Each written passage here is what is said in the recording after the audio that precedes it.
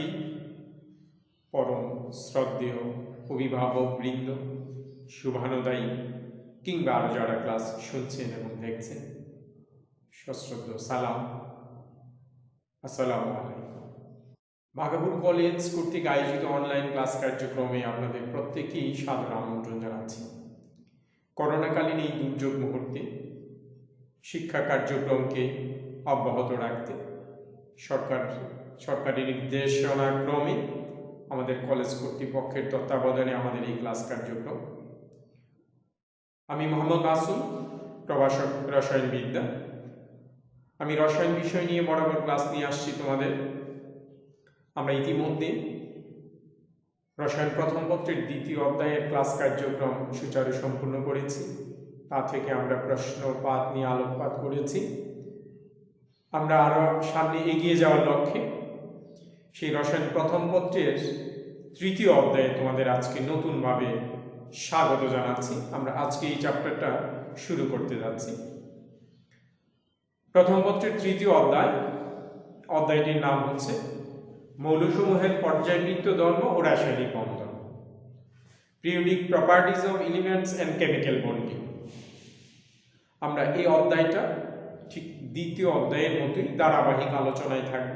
তোমাদের সকলের অংশগ্রহণ, স্বতঃস্ফূর্তভাবে অংশগ্রহণ কামনা করছি। প্রথমে আমরা এই অধ্যায় সম্পর্কে যদি একটু সংক্ষিপ্ত পরিচয় দিয়ে নিই। এই অধ্যায়টা একটা দীর্ঘকার পর্যায়। এখানে অনেকগুলো দিক সন্নিবেশিত আছে। যেমন অধ্যায়টার নামকরণই করা হয়েছে মৌলসমূহের পর্যায়বৃত্ত ধর্ম ও রাসায়নিক বন্ধন। সুতরাং পর্যায়বৃত্ত ধর্ম বলতে এখানে পর্যায় সারণীর উপর ডিটেইল আলোচনা, এবং রাসায়নিক বন্ধন যেটা তোমরা 9, 10 দুইটা অধ্যায় আলাদা আলাদা করে পড়ে আসছো, তারও আরো অনেক কিছু তথ্যের সমাহার জুবিয়ে অধ্যায়টা তৈরি করা হয়েছে।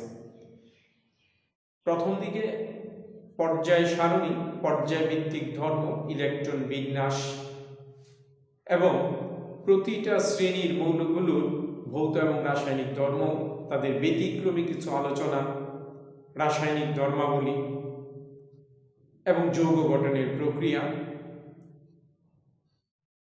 এই সকল বিষয়াবলী সন্নিবেশিত হয়েছে।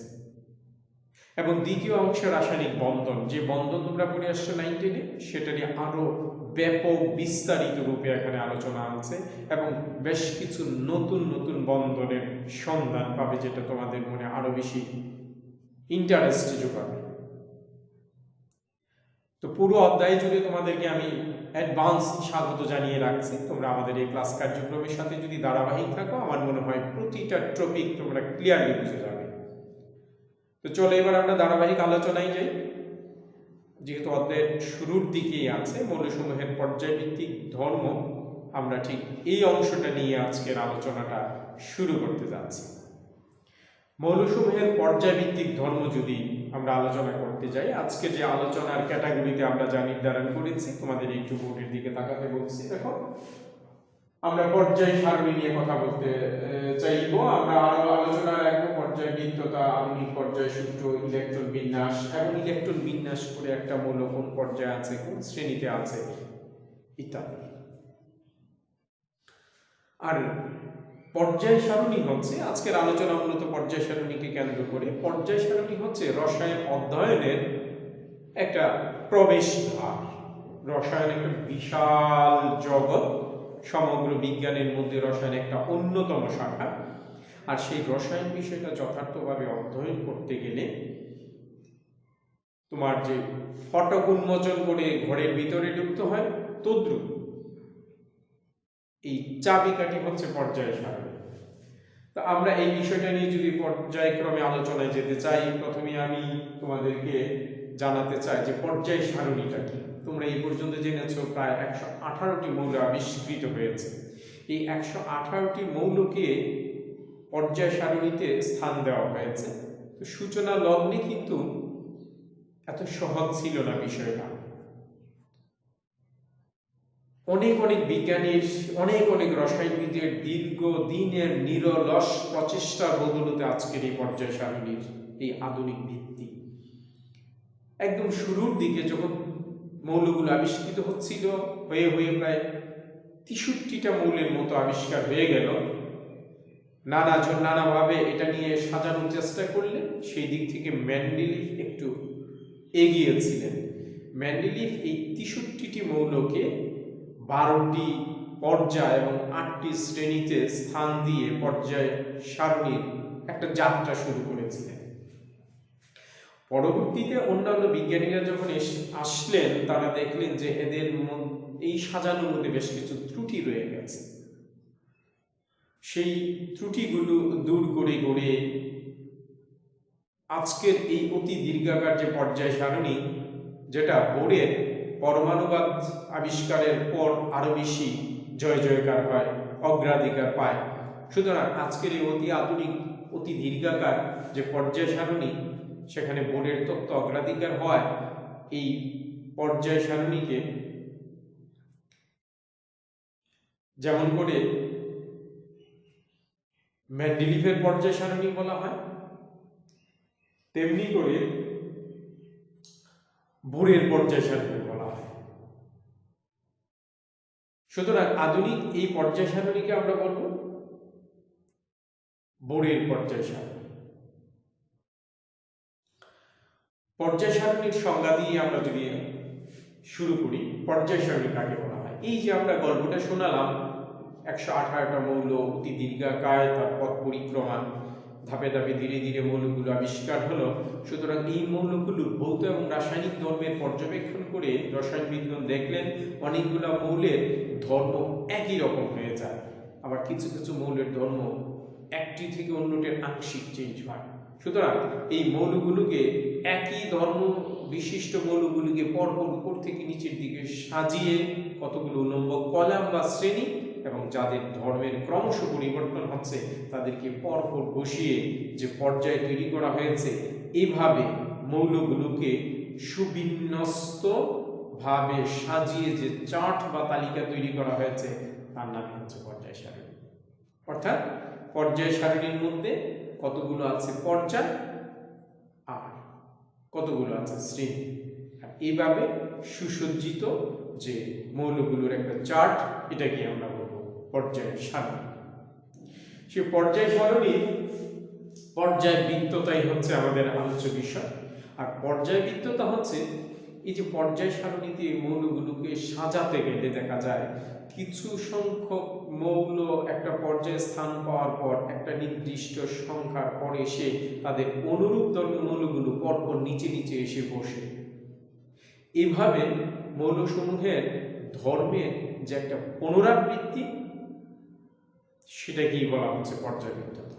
কিংবা ইলেকট্রন বিন্যাস করলে দেখা যায় কিছু সংখ্যক মৌলের বহিস্থ কক্ষপথের ইলেকট্রন সংখ্যা একই রকম হয়ে যায়, আর সেই একই সংখ্যক ইলেকট্রন দাড়ি, দ্যাট মিন্স বহিস্থ কক্ষপথে একই সংখ্যক ইলেকট্রন দাড়ি মৌলগুলোকে যদি পরপর নিচে নিচে সাজানো হয়, তাহলে সেটা একটা শ্রেণীতে এসে স্থান পায়।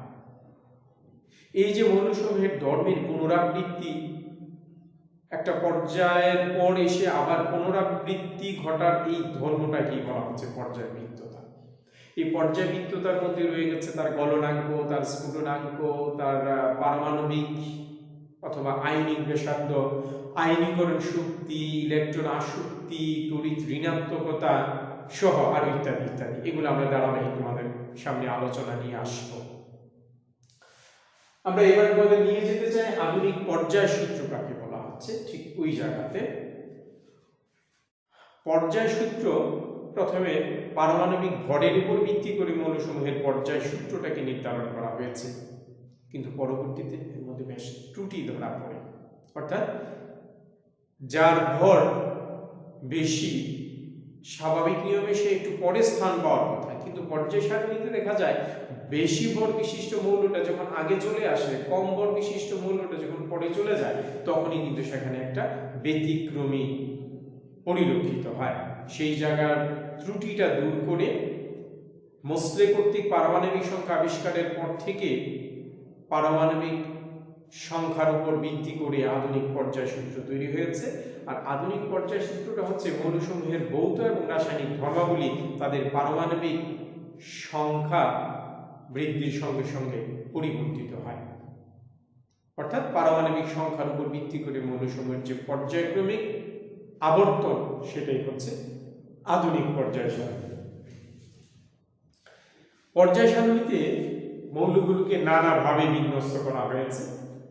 যদি আমরা মৌলসমূহের পারমাণবিক সংখ্যার সমতুল্য ইলেকট্রন সংখ্যাকে নিয়ে তার বিন্যাস করে এর উপর ভিত্তি করে মৌলগুলোকে পর্যায় সারণীতে অবস্থান দেখাতে চাই, সেই হিসাবে এদেরকে চারটা ব্লকে বিভক্ত করা যায়। অর্থাৎ যে সকল মৌলের ইলেকট্রন বিন্যাস করলে সর্বশেষ ইলেকট্রনটা যথাক্রমে S, P, D, F নামক উপশক্তি স্তরে প্রবেশ করে তার উপর বেসিস করে এদেরকে চারটা ব্লকে বিভক্ত করা হয়েছে। That means S block, P block, D block এবং F ব্লক।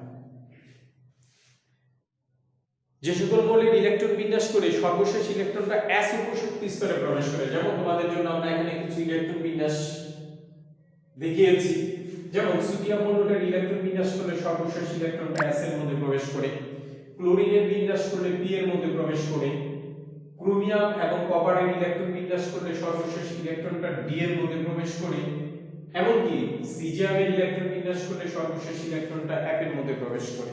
এর উপর বেসিস করে পর্যায় সারণীতে আবিষ্কৃত মৌলগুলোকে চারটা ব্লকে বিভক্ত করা হয়েছে। So S block, P block, D block and F block. দেখো এখানে S ব্লকের মৌল সংখ্যা হচ্ছে টোটাল 14টি এবং তারা পর্যায় সারণী যথাক্রমে শ্রেণী 1 এবং 2 এর মধ্যে এরা সন্নিবেশিত। অর্থাৎ শ্রেণী 1 এ আছে 7টি মৌল এবং শ্রেণী 2 তে আছে 7টি মৌল, টোটাল 14টা মৌল নিয়ে হচ্ছে S ব্লক। P ব্লক এরা পর্যায় সারণী শ্রেণী 13 থেকে আরম্ভ করে 18 পর্যন্ত, এর মধ্যে টোটাল মৌল আছে 36টি। অর্থাৎ এখানে দেখো 13 থেকে 18 এর মধ্যে শ্রেণী আছে 6টি এবং প্রতিটার মধ্যে যদি 6টি করে ইলেকট্রন থাকে তাহলে সেখানে 36 অর্থাৎ 36টি মৌল নিয়ে হচ্ছে P ব্লকের মৌল। D ব্লকের মৌল এরা সাধারণত শ্রেণী 3 থেকে আরম্ভ করে 12 পর্যন্ত, এর মধ্যে 41টি মৌল আছে প্রায়, এদেরকে আমরা বলছি D ব্লকের মৌল। সর্বোপরি F ব্লকের মৌল আছে 27টি মৌল, যারা শ্রেণী 3 এর অন্তর্ভুক্ত হয়। এদের অনেক ব্যতিক্রমী কথাবার্তা আছে, আমরা এদের নিয়ে ধারাবাহিক আসব। তাহলে এই পর্যন্ত তোমাদের পরিচয় দান করে দিলাম যে পর্যায় সারণীর মধ্যে টোটাল ব্লক ভিত্তিক যে মৌলগুলো আছে S block, P block, D block এবং F ব্লক, এবং তারা কোন শ্রেণীর অন্তর্ভুক্ত এবং তাদের সংখ্যাগত মান। সুপ্রিয় শিক্ষার্থীবৃন্দ, আমরা যদি ক্লাস কার্যক্রমের সাথে ধারাবাহিক থাকি তাহলে আমরা নিশ্চয়ই এই অধ্যায়ের বিস্তারিত জেনে যাব। তোমাদেরকে এই ক্লাস কার্যক্রমের সাথে বরাবর থাকার জন্য যে কোনো প্রশ্ন থাকলে তোমরা কমেন্টস করে জানাবে, কিংবা তোমাদের মোবাইল নাম্বার দেওয়া আছে সেখানে ফোন করে জানতে পারো। অর্থাৎ আমাদের পড়াশোনার মধ্যে যাতে কোনো ব্যাঘাত না সৃষ্টি হয় আমরা সেই প্রত্যাশাই রাখছি। আবারও তোমাদেরকে পরবর্তী ক্লাসের জন্য আমন্ত্রণ জানিয়ে আজকের এই ক্লাস কার্যক্রম এখানে সমাপ্ত টানছি। ধন্যবাদ।